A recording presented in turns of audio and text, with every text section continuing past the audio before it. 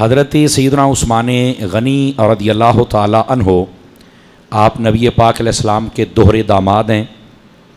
آپ کو ذو النورین اسی وجہ سے کہا جاتا ہے.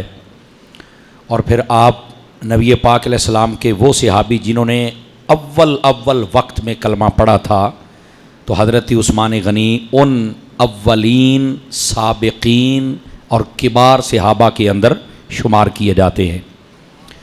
دین اسلام کے لیے خدمات کا آپ کا جو حوالہ ہے وہ بہت بڑا آپ کی ذات کا حوالہ ہے کہ نبی پاک صلی اللہ علیہ وآلہ وسلم جب جیش عسرہ، جس کو تنگی کا لشکر کہتے ہیں، اب یہ غزوہ تبوک پر جب جا رہے تھے تو گرمیوں کا موسم تھا اور باغ پکے ہوئے تھے. ایسے موسم میں عمومی طور پر جو زمیندار ہوتا ہے وہ کہیں آگے پیچھے نہیں جاتا کہ فصل کو اب منڈی میں ٹرانسفر کریں گے اور کچھ آمدن ہوگی. تو جب تبوک جانے کا حکم جاری کیا گیا تو صحابہ اکرام جب جانے لگے تو بظاہر اس وقت ان کے پاس مال و دولت بھی نہیں تھا. تو حضرت عثمان غنی رضی اللہ تعالیٰ عنہ آپ کی وہ ذات تھی جنہوں نے صحابہ اکرام علیہم رضوان کی تیاری کروائی. اچھا، صرف یہ نہیں کہ آپ نے اونٹ دے دیے، گھوڑے دے دیے. علماء فرماتے ہیں اونٹ بھی سامان سے لدے ہوئے، اور جو گھوڑے تھے ان کے ساتھ بھی مکمل جو جنگی سامان ہوتا ہے اس کے ساتھ نبی پاک کی بارگاہ میں پیش کیا.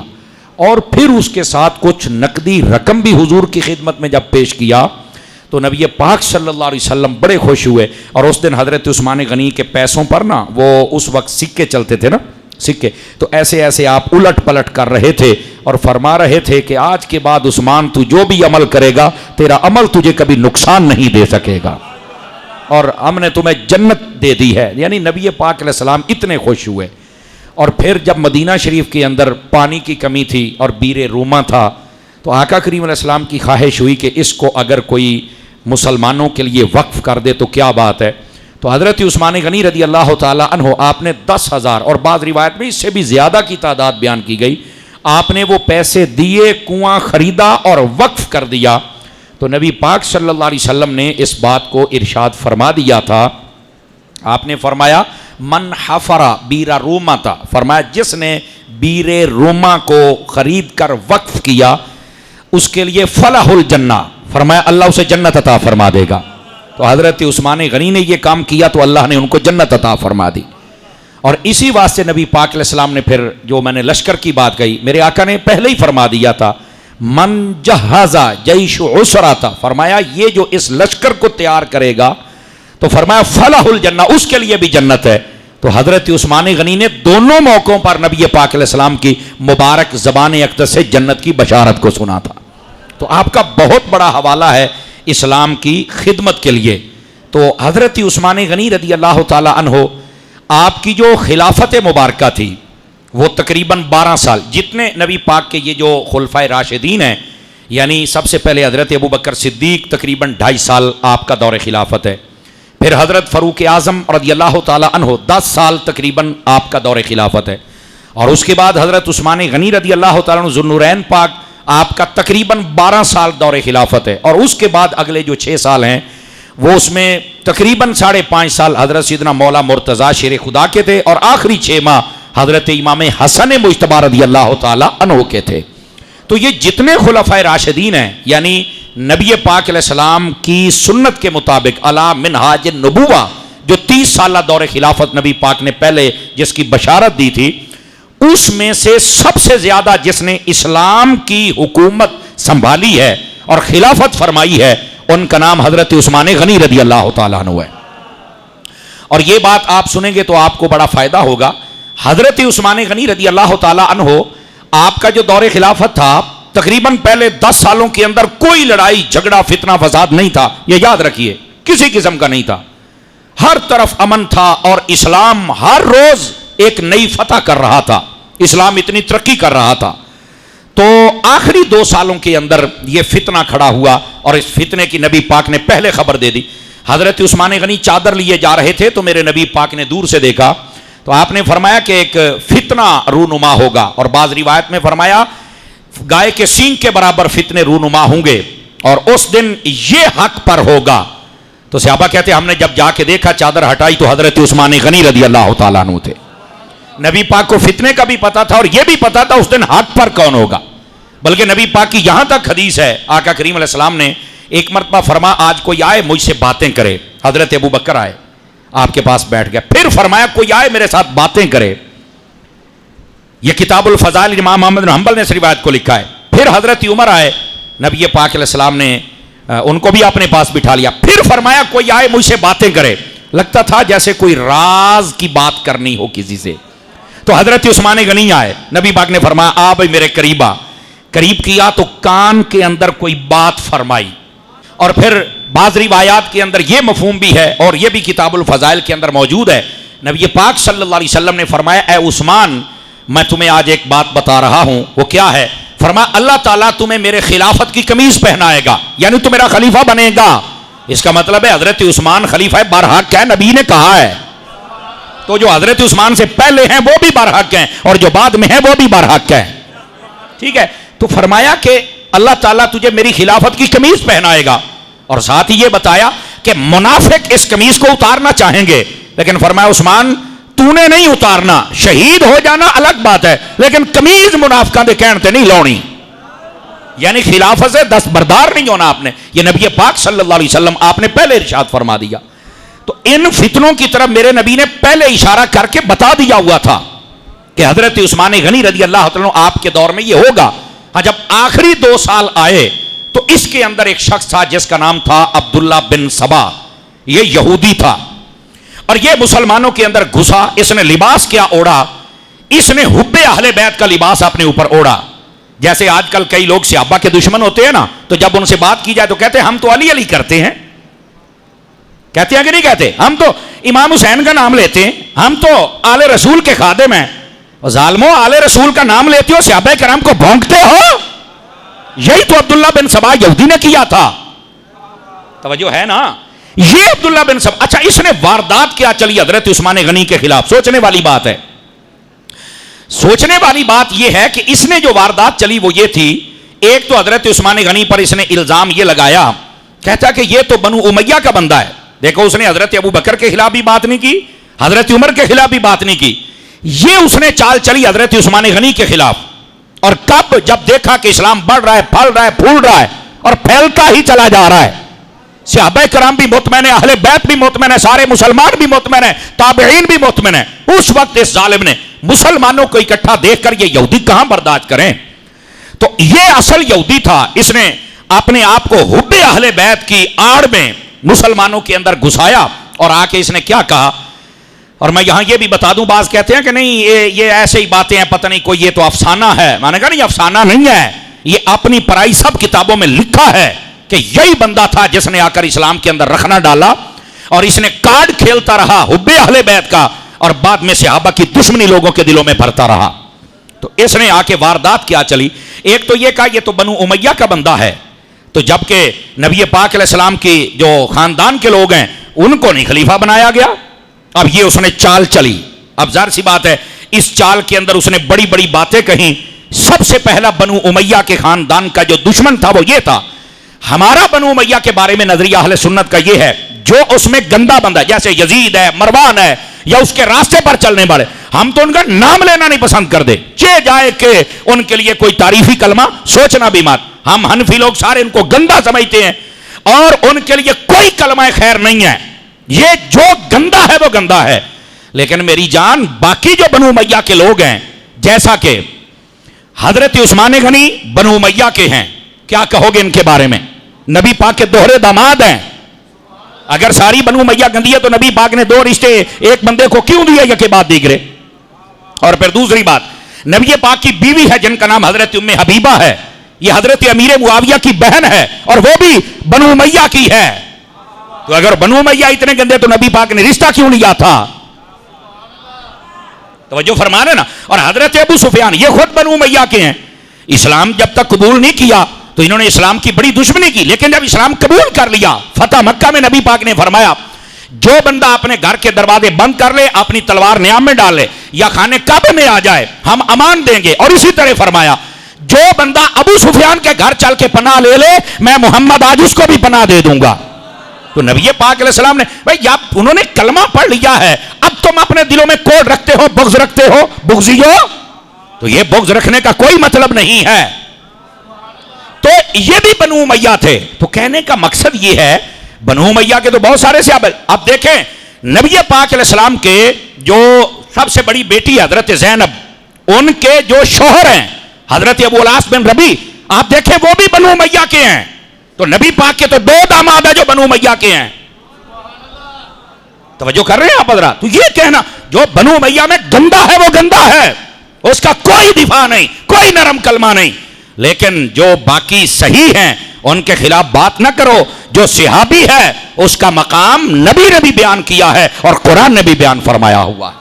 بعد میں یہ اہل بیت کے ساتھ بھی ان کی رشتہ داریاں ہیں. میں آپ کو کیا بتاؤں یار, لوگوں نے تماشے بنائے ہوئے ہیں. تو کہنے کا مقصد یہ ہے کہ اس نے سب سے پہلے اس بات کو پھیلایا کہ یہ تو چونکہ بنو امیہ ہے تو لہٰذا اس کو تو خلیفہ ہونے نہیں چاہیے. اچھا کچھ لوگ اس کے ساتھ ملے. اس نے دوسرا شوشہ جو چھوڑا وہ کیا تھا, اس نے حضرت عثمان غنی کے خلاف دوسرا شوشہ چھوڑا کہ یہ تو اپنے رشتہ داروں کو ہی نواز رہے ہیں, اقربا پروری کر رہے ہیں. حالانکہ مسئلہ یہ نہیں تھا. مسئلہ یہ تھا اسلام اتنا پھیل گیا, اتنے ملک, اتنی سلطنت فتح ہو گئی, اب وہاں پر کسی کو تو بھیجنا تھا نا گورنر بنا کے. تو اب ظاہر سی بات ہے جو مدینے والے تھے انہوں کو بھیجنا تھا, وہ رشتہ دار ہوں یا غیر رشتہ دار ہوں, جو اسلام جانتے تھے ان کو بھیجا جاتا تھا. اور اکثر یہ قریش اور بنو تیم اور یہ بنو امیہ سب کی رشتہ داریاں تھیں. اب کہیں نہ کہیں سے رشتہ داری تو حضرت عثمان غنی کی نکل جاتی تھی. وہ کہتے سن دا رشتہ دار ہے, وہ کہتے سن میں رشتہ دار سمجھ کے نہیں گلیا, میں دین دا عالم اور نبی پاک دا یہ دین سمجھن والا جڑا گورنر ہے وہ بنا کے گلیا ہے. میں رشتہ داراں نوں نہیں گل رہا, میں مسلماناں نوں گل رہا. مسئلہ یہ تھا. لیکن انہوں نے شور مچا دیا. اب ظاہر سی بات اتنی لمبی چوڑی رشتہ داری تھی, کہیں نہ کہیں سے تو مل ہی جاتے تھے. وہ بندہ یہ چاہتا تھا کہ جہاں جہاں اسلام پھیل گیا وہاں کے بندوں کو وہاں کا گورنر بنایا جائے. تو فرمایا اسلام مدینے میں آیا, سیکھا انہوں نے ہے, تو گورنر بھی تو یہ بنے گے نا.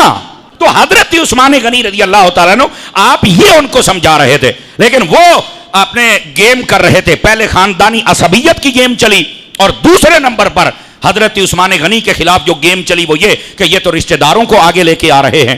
حالانکہ اگر آپ غور کریں تو حضرت عثمان غنی رضی اللہ تعالیٰ عنہ, آپ کئی ایسے گورنر تھے جب آپ کو پتا چلتا تھا کہ اس کے اندر فلاں خرابی ہے تو آپ اس کو معزول بھی کرتے تھے, سزا بھی دیتے تھے.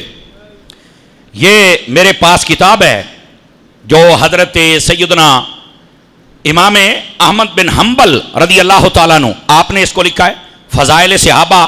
اس کے اندر یہ بات موجود ہے. اور وہ بات کیا ہے, وہ فرماتے ہیں کہ ایک گورنر تھا جو کہ ولید نامی تھا, یہ عقبہ کا بیٹا تھا, ولید بن عقبہ. اس کے بارے میں جب حضرت عثمان غنی کو شکایت لگائی گئی تو حضرت عثمان غنی رضی اللہ تعالی عنہ نے نہ صرف اس کو معزول کیا بلکہ اس وقت کے چیف جسٹس قاضی القضات وہ مولا علی تھے. تو مولا علی سے فرمایا کہ اس کی جو سزا بنتی ہے وہ دی جائے, 40 کوڑے, اور وہ بھی مولا علی نے لگوائے. آپ تو سزا دیتے تھے, جس کا قصور ہوتا تھا آپ دیتے تھے, لیکن چونکہ اس نے واردات چلی اور کچھ حد تک وہ جو عبداللہ بن سبا تھا وہ کامیاب ہوا. لیکن ہوا کیا, بات بڑی سننے والی ہے. حضرت سیدنا عثمان غنی رضی اللہ تعالیٰ عنہ آخری 2 سالوں کے اندر یہ معاملہ جب بیچ میں داغا گیا تو یہ مسائل آہستہ آہستہ جو کچے ذہن کے لوگ تھے وہ خراب ہونا شروع ہو گئے, یا جو ان علاقوں کے لوگ تھے جو چاہتے تھے کہ ہمیں گورنری دی جائے اور ہم یہاں کے چودھری رہیں, تو ان کی وجہ سے یہ معاملات آہستہ آہستہ خراب ہونا شروع ہو گئے. آخر کار یہ مصر کے لوگ مدینہ میں آ گئے. پچھلے جمعے کے اندر میں نے آپ کو داستان سنائی تھی ساری کہ جب وہ مدینہ طیبہ کے اندر آئے تو حضرت عثمان غنی رضی اللہ تعالی عنہ سے انہوں نے بات کی, تو آپ نے ان کی بات سنی اور سننے کے بعد ان کو مطمئن کیا. لیکن جب وہ واپس جانے لگے تو بیچ میں سے کوئی شرارتی تھا, اور یہ تمام اہل اسلام علماء سب نے یہی لکھا ہے کہ جس نے ایک عجیب و غریب خط لکھا کہ حضرت عثمان غنی کہتے ہیں آپ ان کو قتل کر دیجئے. اس کی وجہ سے دوبارہ فتنہ آیا, حضرت عثمان غنی کا محاصرہ کیا گیا. جبکہ حضرت عثمان غنی رضی اللہ تعالیٰ کی شان جانتے تھے صحابی اور اہل بیت, اور یہی وجہ ہے حضرت عثمان غنی کی شان جانتے تھے تو تبھی تو 40 دن تک حضرت عثمان غنی کے دروازے پر کھڑے ہو کر جو پہرا دیتے رہے, ایک کا نام امام حسن ہے, دوسرے کا نام امام حسین ہے, یہ پہرا دیتے رہے, یہ پہرے دار ہیں حضرت عثمان غنی کے. شان جانتے تھے تو تبھی نا. نبی پاک علیہ السلام نے تو پہلے بتا دیا تھا کہ عثمان شہید ہوگا, اور پہلے بتا دیا تھا عثمان حق پہ ہوگا. سمجھ آ رہی ہے؟ تو یہ ساری باتیں پہلے تھی, لیکن جو نئے لوگ تھے اور جن کے ذہنوں میں یہ فطور ڈالا گیا, ان کی وجہ سے یہ سارا مسئلہ خراب ہوا. آہستہ آہستہ ان کا محاصرہ کیا گیا. حضرت عثمان غنی کو یہ کہا گیا, حضرت مولا علی شیر خدا نے یہی کہا, حضرت سیدنا حذیفہ بن یمان نے یہی کہا, عبداللہ بن سلام نے یہی کہا, عبداللہ بن زبیر نے یہی کہا, حضرت طلحہ نے یہی کہا, جتنے صحابہ تھے یہی کہا انہوں نے کہ آپ ہمیں اجازت دیں, ہم ان کو یہاں پر قتل کر دیتے ہیں, ہم ان سے جنگ کرتے ہیں. تو آپ نے وہاں پر دو جواب دیے. فرمایا میں نے یہاں پر قتل و غارت نہیں کرنی. وجہ کیا ہے؟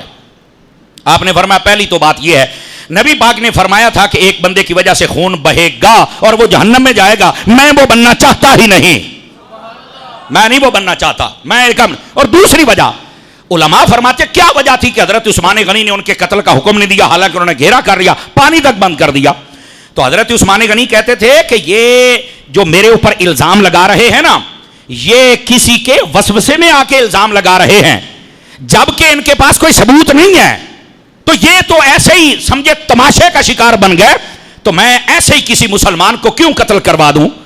حالانکہ اگر آپ چاہتے تو حکم دے سکتے تھے, لیکن اس کے باوجود آپ نے حوصلہ, تدبر اور وہاں پر خون ریزی کو روکا. گرامی قدر حضرات, یہ وجہ تھی کہ حضرت عثمان غنی ان پر شفقت کرتے رہے کہ نہیں یار میں ان کو قتل کرنے کا حکم نہیں دیتا, ان سے لڑائی کرنے کا. یہ تماشے کا شکار ہو گئے. ان کو صرف سمجھایا جائے کہ میں نہ کسی کو قتل کروانا چاہتا ہوں, نہ سولی پہ لٹکانا چاہتا ہوں, نہ میرا کوئی ایسا ارادہ ہے. اگر پچھلے 10 سالوں میں نہیں کیا تو ان 2 سالوں میں نے کرنا تھا. تو حضرت عثمان غنی کہتے تھے ان لوگوں کو صرف یہ بات سمجھاؤ, ایسے ہی مسلمانوں کا جو قتل عام ہے وہ میں کیوں کرواؤں, اور میں کروانا چاہتا نہیں. اور یہی وجہ ہے حضرت امیر معاویہ رضی اللہ تعالیٰ عنہ, آپ اس وقت شام کے اندر تھے, شام کے گورنر تھے, اور یہ حضرت فاروق اعظم کے دور سے وہاں پر گورنر ہیں. حضرت فاروق اعظم کے دور سے لے کر حضرت امام حسین رضی اللہ عنہ کی شہادت سے کچھ عرصہ قبل تک حضرت امیر معاویہ پر 40 سال تک شام کے گورنر رہے, 40 سال تک. اور ایسے مدبر بندے تھے. جب صلح ہو گئی حضرت سیدنا امام حسن و حسین کے ساتھ, تو اس کے بعد پورے دنیا اسلام کے اندر نہ لڑائی تھی, نہ جھگڑا تھا, نہ قتل و غارت, نہ فتنہ فساد, بلکہ یہاں تک کہ جو یہ کہا جاتا ہے کہ آل رسول کی یہ عزت نہیں کرتے تھے, استغفر اللہ, ایسی بات نہیں. جب حضرت امام حسن آتے تھے تو امیر معاویہ اپنی سیٹ سے اٹھ کر کھڑے ہو جاتے اور سائڈ پہ ہو جاتے. مفتی احمد یار خان میں لکھا ہے اس بات کو. تو جب لوگ پوچھتے کہ بادشاہ وقت تو آپ ہیں, تو آپ سائڈ پہ کیوں ہوتے ہیں؟ فرمایا میں تمہاری خدمت کے لیے ہوں, اصل تو جنت کے بادشاہ یہ لوگ ہیں نا. آپ ان کی اتنی عزت کیا کرتے تھے, سالانہ ان کی خدمت کے اندر جو وظیفہ تھا وہ پہنچایا کرتے تھے. تو یہ عزت اور احترام کے رشتے تھے. کہنے کا مقصد یہ ہے, حضرت امیر معاویہ نے کہا عثمان غنی آپ میرے پاس آ جائیں, تو آپ نے فرمایا نہیں, میں حضور کا شہر مدینہ چھوڑ کر نہیں جا سکتا.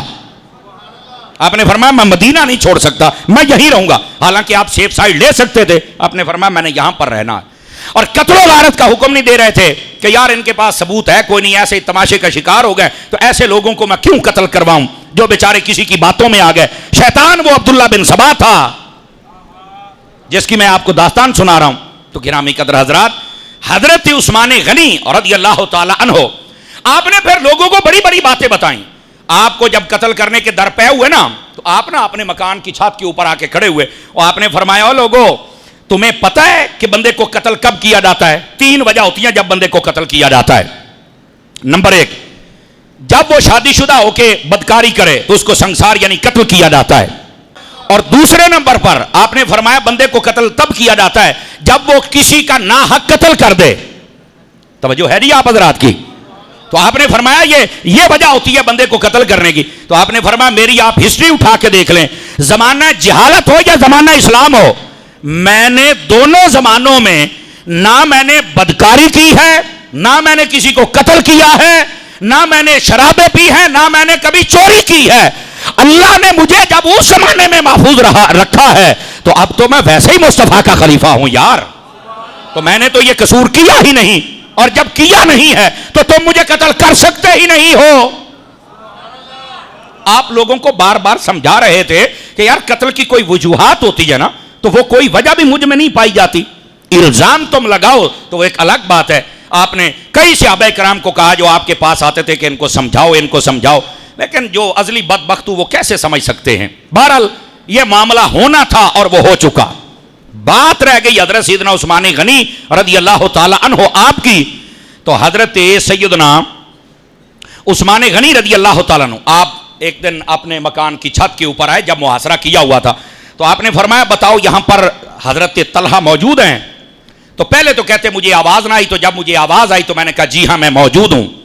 تو آپ نے فرمایا طلحہ یہ بتاؤ کہ تمہیں یاد ہے ایک دن میں اور تم رسول اللہ کے ساتھ تھے اور تیرے علاوہ اور میرے علاوہ کوئی حضور کے ساتھ اور بندہ نہیں تھا صحابی؟ کہا بالکل مجھے یاد ہے. تو فرمایا بتاؤ اس وقت نبی پاک نے میرے بارے میں کیا کہا تھا؟ اب یہ سارے مجمع آپ نے بتایا ان کو ذرا کیا کہا تھا. تو اس وقت حضرت سیدنا طلحہ رضی اللہ عنہ آپ کہنے لگے نبی پاک علیہ السلام نے فرمایا تھا لیس من نبی الا ومعه من اصحابه رفیق من امته معه فی الجنہ وان عثمان بن عفان هذا یعنی رفیقی معی فی الجنہ. تو اس وقت آپ نے فرمایا کہ بتاؤ پھر نبی پاک نے کیا کہا تھا. تو اس کا ترجمہ یہ ہے کہ نبی پاک نے فرمایا تھا کوئی نبی ایسا نہیں ہے کہ جس کے صحابہ میں سے اس نبی کا کوئی رفیق نہ ہو جنت میں, اور میرے صحابہ میں اگر کوئی میرا رفیق ہے تو اس کا نام عثمان غنی ہے. تو آپ نے فرمایا بتاؤ بھائی یہ بات تم نے سنی ہے نبی پاک سے؟ کہنے لگے بالکل میں نے سنی ہے. تو فرمایا ان کو بتا میرے دشمن نہ بنو, میں تو مصطفیٰ کا رفیق ہوں جنت میں. اگر میرا کوئی قصور ہوتا تو نبی پاک مجھے کیسے رفیق بناتے جنت کا؟ توجہ ہے حضرات آپ کی؟ کوئی نہیں ہے. بلکہ حضرت جابر کی حدیث کو دیکھا جائے وہ بھی اسی کتاب میں موجود ہے. تو فرمایا انت ولی فی الدنیا والآخرہ, فرمایا تو میرا ولی ہے دنیا میں بھی اور آخرت میں بھی. جیسے حضرت مولا مرتضیٰ شیر خدا کو فرمایا نا کہ اے علی جس کا میں مولا اس کا تو مولا. کیا مطلب؟ جو مجھ سے محبت کرے وہ تجھ سے کرے, جو تجھ سے کرے وہ مجھ سے کرے. وہی لفظ ولی جی والے حضرت عثمان کے بارے میں ہے. اے عثمان تو دنیا میں بھی میرا محب ہے اور آخرت میں بھی, دنیا میں بھی میرا وارث ہے. اب یہ وارث بمانا وہ نہیں کہ نبی کا وارث کوئی بن گیا, یہ محبت, یہ عقیدت, یہ احترام, یہ وہی معنی کے اندر فرمایا اب دنیا اور آخرت میں میرے ولی ہیں. تو نبی پاک صلی اللہ علیہ وسلم نے ان کے بارے میں بھی وہی لفظ ارشاد فرمائے. یہ ہے حضرت عثمان غنی رضی اللہ تعالی عنہ. یہاں تک آقا کریم علیہ السلام نے ان کی شہادت کی خبر پہلے دی ہے. احد پہاڑ پر نبی پاک کھڑے ہوتے تو پہاڑ ہلنے لگ جاتا ہے. تو نبی پاک صلی اللہ علیہ وآلہ وسلم آپ نے فرمایا پہاڑ ٹھہر جا, تجھے نہیں پتا کہ تیرے اوپر ایک نبی ہے, ایک صدیق ہے اور دو شہید ہیں. ایک نبی پاک تھے, ایک صدیق اکبر تھے اور ساتھ میں حضرت فاروق اعظم تھے اور حضرت عثمان غنی تھے, اور یہ دونوں شہید ہیں. ایک نبی ہے اور ایک صدیق ہے. تو نبی پاک تو پہلے ہی شہادت کی خبر دے رہے ہیں. تو عرض کرنے کا مقصد یہ ہے نبی پاک صلی اللہ علیہ وسلم نے ساری بات پہلے ارشاد فرما دی. اب یہ کتاب الفضائل امام احمد بن حنبل کی میرے سامنے ہے, اور اس کے اندر ایک میں بات آپ کی خدمت میں عرض کرتا ہوں, اور یہ بڑی سننے والی بات. اس کا حدیث کا نمبر ہے 784. اس کے اندر یہ مفہوم موجود ہے, ذرا سنیے گا کیا ہے. سالم بن عبداللہ یہ اس بات کو بیان کرتے ہیں اور وہ فرماتے ہیں ایک آدمی تھا جو کہ حضرت علی المرتضیٰ کی تعریفیں کرتا تھا اور حضرت عثمان غنی کو برا بھلا کہتا تھا. اب بات آ گئی نا وہی. کئی لوگ ہیں کہ جو صحابہ کو برا کہتے ہیں لیکن ساتھ میں اپنے بچاؤ کے لیے وہ ساتھ میں حضرت علی کی محبت کا نعرہ لگا لیتے ہیں اور جناب کہتے ہیں ہم آل رسول کے بڑے محب ہیں, اور پھر کہتے ہیں علی علی کرنے سے کوئی رافضی ہوتا ہے تو میں بھی رافضی ہوں. اور نہیں, علی علی کرنے سے بندہ رافضی نہیں ہوتا. یہ کوئی منافق ہوگا جو یہ کہے گا کہ علی علی کرنے سے کوئی بندہ رافضی ہو گیا ہے. علی علی کرنے سے بندہ ولی ہو جاتا ہے, علی علی کرنے سے بندہ رافضی نہیں ہوتا ہے. یہ یاد رکھیے, علی علی کرنے سے بندہ ولی ہوتا ہے. بندہ رافضی تب ہوتا ہے کہ ادھر سے علی علی کرے اور بیچ میں صحابہ کو برا بھلا کہے, اب بندہ ہوتا ہے. یہ آج کل کئی سنی مولویوں کو مغالطہ لگ گیا. میں کہا جدو رافضیاں دیاں روٹیاں کھانیاں تو پھر تانوں یہ مغالطے تو لگنے نے نا. یہ تمہارے اندر سے گند پھر اس لیے تمہارے منہوں سے نکلتا ہے. اس گند کو سائڈ پہ کرو, حقیقت سنو کیا ہے. تو وہ بندہ تھا جو نام حضرت علی کا لیتا تھا, تعریف ان کی کرتا تھا, محبت کے دعوے ان سے کرتا تھا, حضرت عثمان غنی کا مخالف تھا. تو ہم یہی کہتے ہیں کہ یا علی کا نام لینا چھوڑ دو یا عثمان کی مخالفت چھوڑ دو. اگر علی کی محبت ہے تو عثمان سے نفرت کیوں ہے یار؟ یہ عثمان وہ ہے جو 12 سال تک علی کا امام بن کے آگے کھڑا ہوتا تھا اور مولا علی مقتدی بن کے پیچھے کھڑے ہوتے تھے. اب یہ جو بندہ تھا اس نے آ کر نا سوال کیا, اور سوال کیا کرتا ہے, کہتا ہے جی میں حضرت عثمان کے بارے میں ایک سوال کرنا چاہتا ہوں. آپ نے فرمایا پوچھو بھی تیرا کیا سوال ہے؟ اس نے کہا حضرت عثمان غنی بیعت میں شریک ہوئے تھے, بلکہ اس روایت میں جو میں پڑھ رہا ہوں کہتا 2 بیعتوں میں عثمان غنی شریک تھے, ایک بیعت رضوان, ایک بیعت فتح. سمجھ آ رہی ہے؟ اس بیعت میں شریک تھے. تو آپ نے کہا نہیں شریک تھے. تو آگے کہتا اللہ اکبر. یہ بس اوقات بڑی طنزیہ انداز میں لوگ کہتے ہیں نا, تو یہ طنزیہ انداز میں کہنے لگا. اچھا وہ بندہ اٹھ کے چلا گیا. تو ساتھ جو صحابہ کرام بیٹھے تھے انہوں نے بتایا کہ یہ بندہ یہ جو بات کر کے گیا ہے نا, یہ لوگوں میں شک ڈال کے گیا ہے. تو آپ اس کو اس کا جواب دیں کہ حضرت عثمان غنی نہیں تھے تو کیوں نہیں تھے؟ آپ نے پھر بلایا. یہ سالم بن عبداللہ بیان کر رہے ہیں. پھر اس کو بلایا گیا. آپ نے فرمایا بھی مجھے پتا چلا کہ تو حضرت علی کی تعریف کرتا ہے اور حضرت عثمان غنی سے بغض رکھتا ہے, اور اس لیے تو یہ سوال کر کے چلا گیا. مجھے نہیں پتا تھا, اب پتا چلا ہے. اب جواب سن تاکہ تیری تسلی ہو جائے. یہ صحابہ, اس کا مطلب ہے حضرت عثمان غنی پر جب اعتراض ہو تو صحابہ جواب دیا کرتے تھے. بلکہ میرے نبی نے تو یہاں تک فرمایا, یہ اسی کتاب میں یہ روایت موجود ہے اور روایت کا نمبر ہے 860. اس کے اندر یہ مفہوم موجود ہے. نبی پاک تشریف فرماتے ایک جنازہ لایا گیا. آقا کریم کو کہا گیا حضور جنازہ پڑھائیں. فرمایا ہم یہ جنازہ نہیں پڑھائیں گے. کیوں؟ فرمایا یہ میرے عثمان سے بغض رکھتا ہے. بلکہ ایک روایت میں یہ ہے نبی پاک کو کہا گیا جنازہ, فرمایا ہم نہیں پڑھائیں گے. تو صحابی کہنے لگے یا رسول اللہ صلی اللہ علیہ وسلم آپ نے تو کبھی بھی نہیں کہا تھا کہ میں کسی کا جنازہ نہیں پڑھاؤں گا, تو آج آپ نے کیوں کہا کہ میں اس کا جنازہ نہیں پڑھاؤں گا؟ فرمایا اس لیے کہ یہ میرے عثمان سے بغض رکھتا ہے. پتا چلا جو حضرت عثمان غنی کا بغضی ہے اس کو تو نبی پاک نے بھی رد کر دیا ہے, تو اس کا جنازہ تو ہم پڑھ ہی نہیں سکتے ہیں. تو یہیں پر علماء فرماتے ہیں جب عثمان غنی کے بغضی کا جنازہ نہیں پڑھ سکتے تو پھر مولا علی سے بغض رکھنے والے کا جنازہ ہم کیسے پڑھیں گے؟ حضرت ابو بکر و عمر سے بغض رکھنے والے کا جنازہ کیسے پڑھیں گے؟ اور اسی لیے مجھے 14 سال ہو گیا تمہیں بتاتے ہوئے, جب کسی کے جنازے پر جاؤ تو دیکھا کرو یہ صحابہ سے پیار کرتا ہے یا نہیں کرتا ہے, یہ آل رسول سے پیار کرتا ہے یا نہیں کرتا ہے. صرف اپنی گلی محلے نہ دیکھو, اور آج کل کے 2 نمبر مولوی پیر اور 2 نمبر صوفیوں کو نہ دیکھو جو کہتے ہیں بس کلمہ گو ہے جی تو جنازہ پڑھ لینا چاہیے.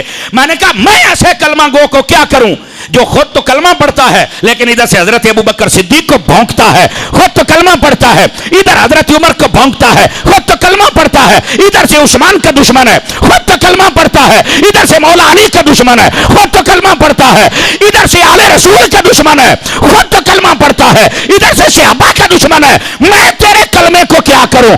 کلمہ پڑھ کے نبی کے صحابہ کو بھی مان اور نبی کی اہل بیت کو بھی مان, پھر ہم تیرا جنازہ بھی پڑھیں گے, پھر ہم تیرے لیے دعا بھی کریں گے.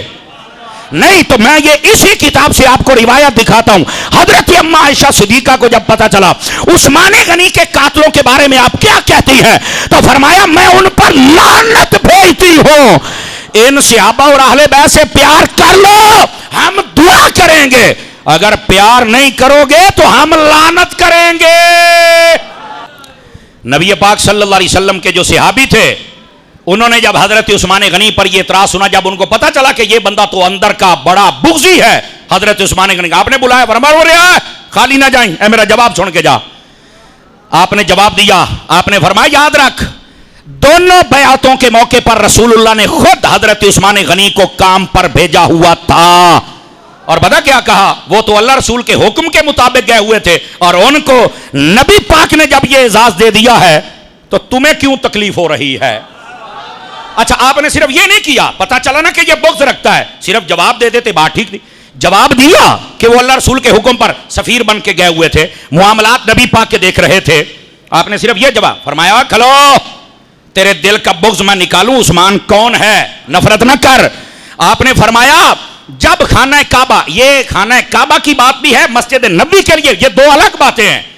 فرمایا جب مسجد کعبہ اس کو کھلا کرنا تھا تو ایک گھر تھا ایک دیہاتی کا, نبی پاک نے اسے کہا کہ یہ گھر ہمیں دے دو, ہم یہ مسجد کو کھلا کرنا چاہتے ہیں. تو اس نے کہا میرے پاس اس کے علاوہ کوئی اور گھر نہیں ہے, میں نہیں دینا چاہتا, میں غریب بندہ ہوں. نبی پاک نے فرمایا تمہیں جنت میں گھر دیں گے. تو اس نے کہا حضور میں بڑا غریب ہوں. اتنی بات کی اس نے. حضرت عثمان کو پتا چلا, آپ اس کے پاس پہنچے, آپ نے اس کو ڈبل ٹرپل پیسے دیے, مکان لے لیا اور نبی پاک کے پاس آ گئے اور آ کے کہنے لگے یا رسول اللہ, وہ جو آپ نے اس بندے کو کہا تھا کہ اگر تو مکان دے دے تو میں جنت دوں گا, تو اگر کوئی اور مکان خرید کے دے دے تو اس کے لیے بھی جنت ہے؟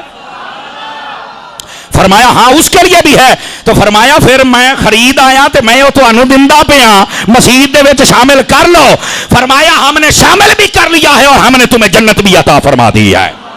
اب دیکھو صحابی رسول جواب دینے کے بعد حضرت عثمان غنی کی شان میں دفاع بھی کر رہے ہیں. پہلی بات اجے نہیں, فرمایا کھلو اجے نہیں جانا, اور گال سن. آپ نے دوسری بات کہی, آپ نے فرمایا تجھے پتہ ہے جب تبوک کی تیاری ہو رہی تھی تو نبی پاک صلی اللہ علیہ وسلم نے جب کہا کہ اپنا اپنا مال دو, عثمان غنی نے مال بھی دیا, گھوڑے بھی دیے, اونٹ بھی دی, تیاری بھی کی, پیسے بھی دیے.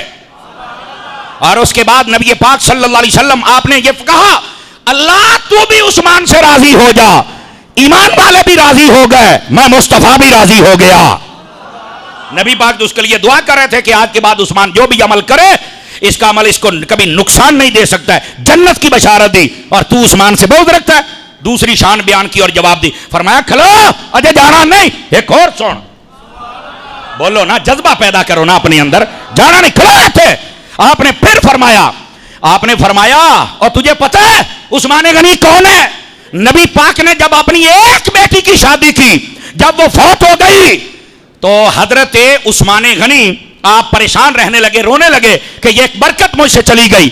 تو فرمایا نبی پاک نے اپنی دوسری بیٹی کا نکاح بھی اسی عثمان سے کیا تھا. تو آپ نے کہا یہ ہے عثمان غنی اور تو عثمان سے بغض رکھتا ہے.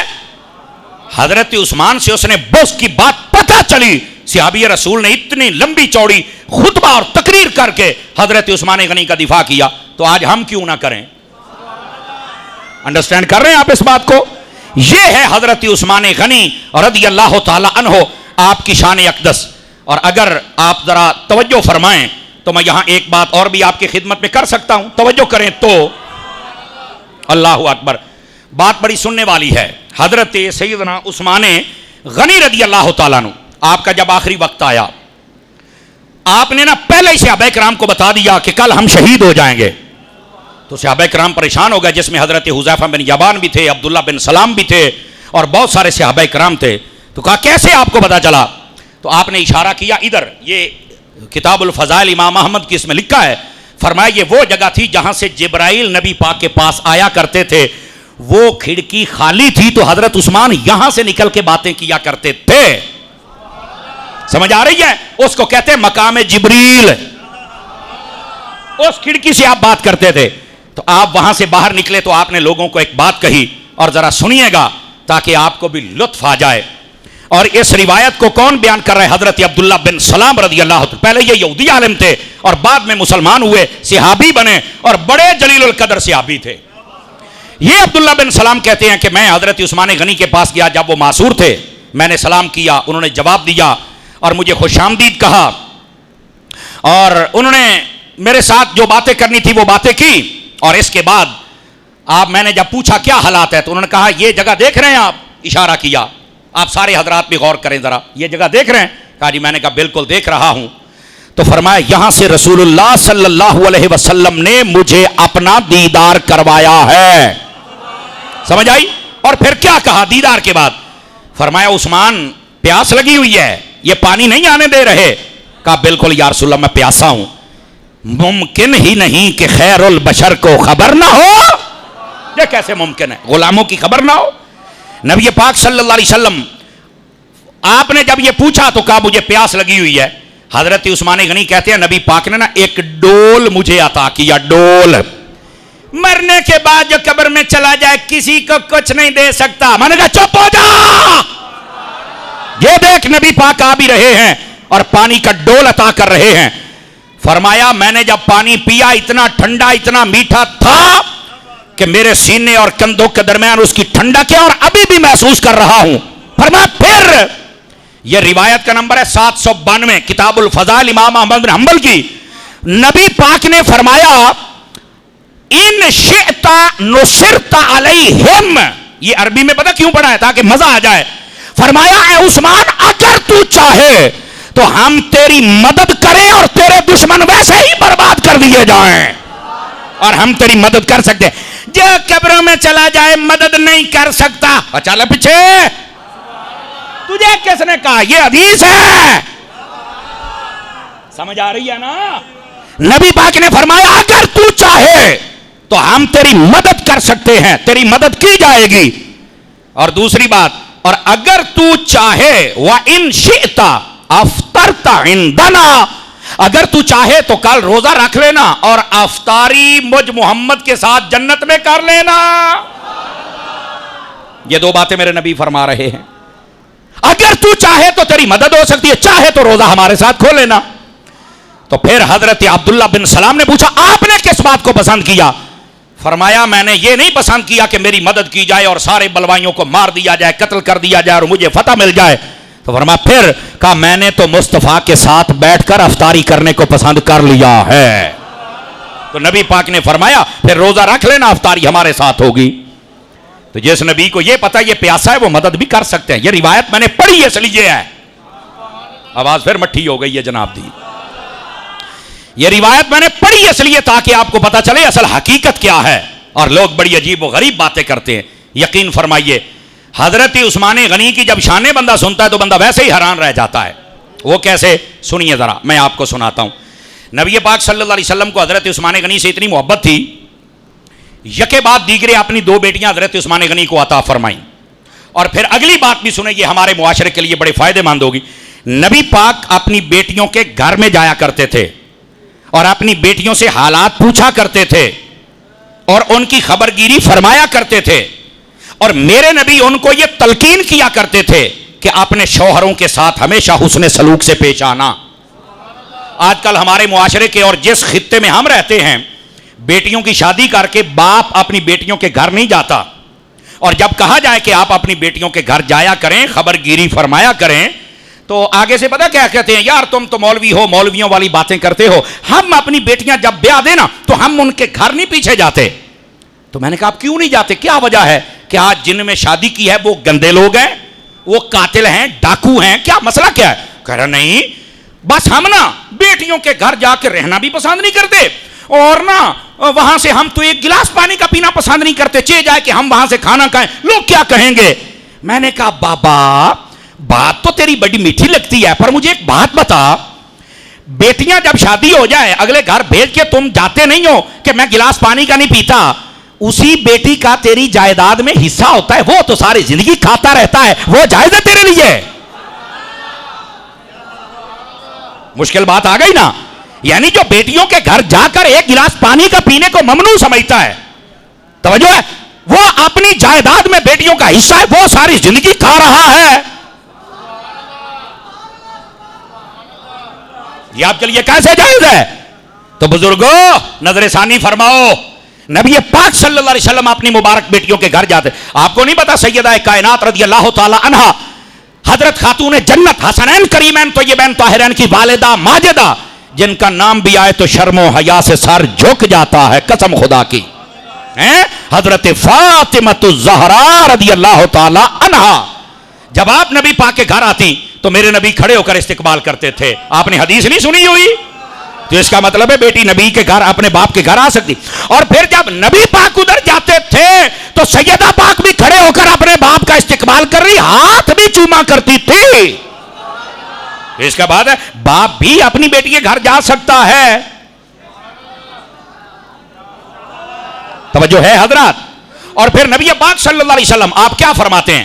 یہ روایت سن لیجئے، یہ روایت کا نمبر ہے 834۔ اس روایت کے اندر یہ لکھا ہوا ہے نبی پاک علیہ السلام گئے حضرت رقیہ رضی اللہ تعالی عنہا حضرت عثمان غنی کے سر اقدس میں تیل لگا کے کنگھی کر رہی تھی۔ نبی پاک گئے، اپنی بیٹیوں کو سکھا کے بھیجا کرو اپنے شوہر کی خدمت کیا کرے، یہاں سے کہہ کے بھیجتی ہیں با جڑا کام ہوئے کری جڑا نہ ہوئے نہ کری، تو کو نکرانی نہیں لگی ہوئی۔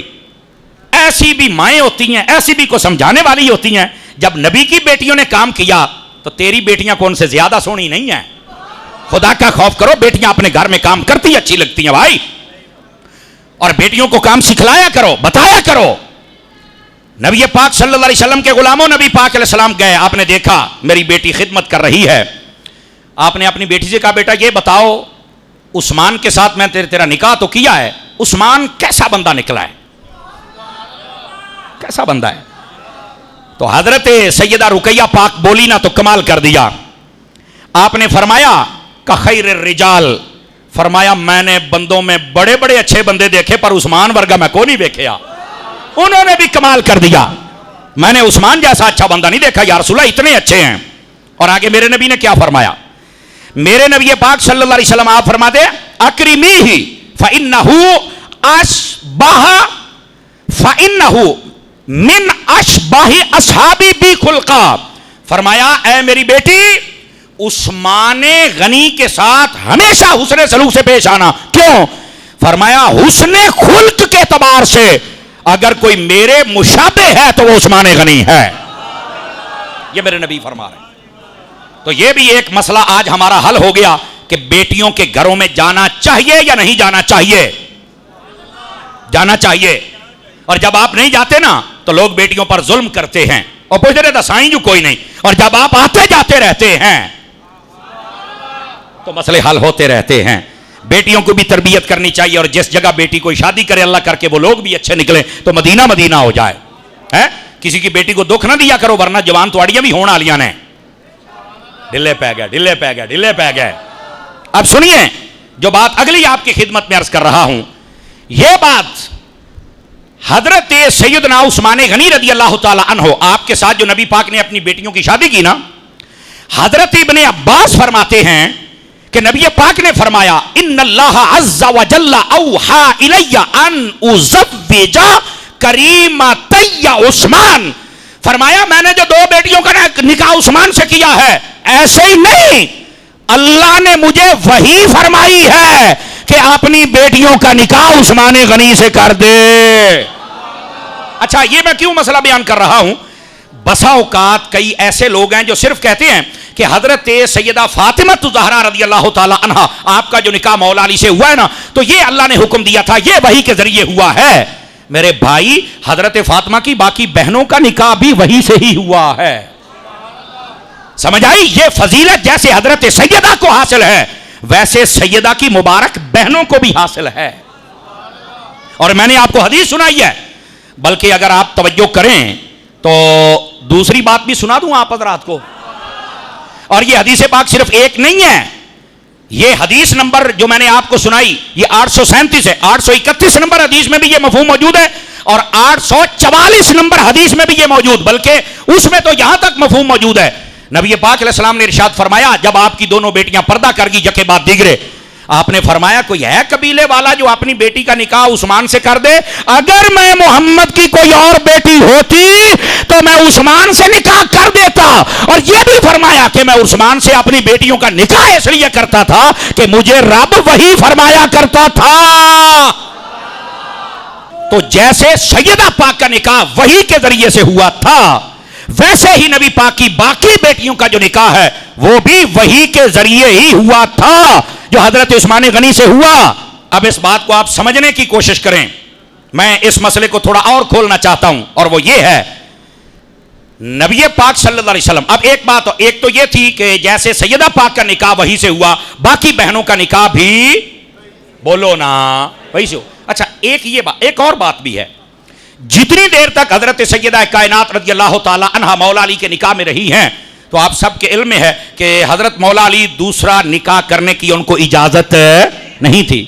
اچھا میں آپ کو بڑی پتے کی بات اور ذمہ داری سے کہہ رہا ہوں, یہ خصوصیت صرف اور صرف سیدہ کائنات کی نہیں تھی, یہ آپ کی باقی بہنوں کی بھی یہی خصوصیت تھی کہ جو عثمان غنی کے نکاح میں جب تک ہی عثمان غنی کو بھی دوسرا نکاح کرنے کی اجازت نہیں تھی. یہ محققین علماء بتائیں گے, سور لگانے والے, یہ بیچارے کیسٹیں سننے والے, یہ بیچارے رافضیوں کی روٹیاں کھانے والے, ان کو کیا پتا کہ یہ تحقیق کس کو کہتے ہیں؟ ان کو نہیں پتا. میں ذمہ داری سے بات کر رہا ہوں چونکہ جب ہمارا کلپ چلتا ہے نا تو لوگ اپنی آنکھیں بھی کھولتے ہیں, منہ بھی اڑ لیندے ہیں. بڑی جو کہیں سے کوئی مولوی صاحب کی غلطی, میں کہا پتر سائیاں آ رہے ہیں, لیکن تمہیں بتا کے رہے ہیں کہ جیسے مولا علی سیدہ کے ہوتے دوسرا نکاح نہیں کر سکتے تھے ویسے حضرت عثمان غنی نے بھی نہیں کیا تھا اور نہیں کر سکتے تھے. یہ مفتی احمد یار خان نعیمی کو لوگ پڑھ لیں تو مسئلہ حل ہو جائے گا, اور یہ علماء نے لکھا ہے اس بات کو. اور پھر اسی طرح آپ کی جو پہلی بیٹی, بڑی بیٹی سیدہ زینب, ان کے جو شوہر تھے, آپ نے بھی جب سے نکاح ہوا ہے کسی اور عورت سے نکاح نہیں کیا, صرف نبی کی بیٹی تھی. کیا وجہ ہے؟ وجہ یہ ہے کہ نبی پاک علیہ السلام کی جو مبارک بیٹیاں ہیں نا, ان کے ہوتے ہوئے اگر یہ کوئی اور شادی کر لیتے تو مسئلہ چل نکلتا سوتن کا, جس کو ہم اپنی بولی میں سونکن کہتے ہیں. یہ جو دو بیویاں ہوتی ہیں نا, اگر ایک گھر میں رہیں تو بس اوقات ایک دوسرے کو کوئی بات کر بیٹھتی ہیں. نبی کی بیٹیوں کو اگر کوئی عورت بات کر دیتی کہ تم ایسی ہو یا ویسی ہو, اس کا تو ویسے ہی بیڑا غرق ہو جاتا, اس کی تو دنیا بھی برباد اور آخرت بھی برباد اور ایمان بھی برباد ہو جاتا. تو یہ رسول اللہ نے پوری امت کی عورتوں پر جو اس وقت تھی شفقت فرمائی کہ جب تک میری بیٹیاں ان کے نکاح میں ہیں کوئی اور ان سے نکاح نہ کرے, کہ تم خدا نہ خواستہ کوئی میری بیٹی کو انجانے میں بات کر بیٹھی تو خدا تبارک و تعالیٰ تمہیں برباد کر دے گا. میں تمہیں بربادی سے بچانا چاہتا ہوں, یہ میری بیٹیوں کا پروٹوکول ہے. تو یہ جو دو فضیلتیں ہیں, وہی کے ساتھ نکاح ہونا, جیسے سیدہ پاک کو حاصل ہے ویسے آپ کی بہنوں کو بھی حاصل ہے.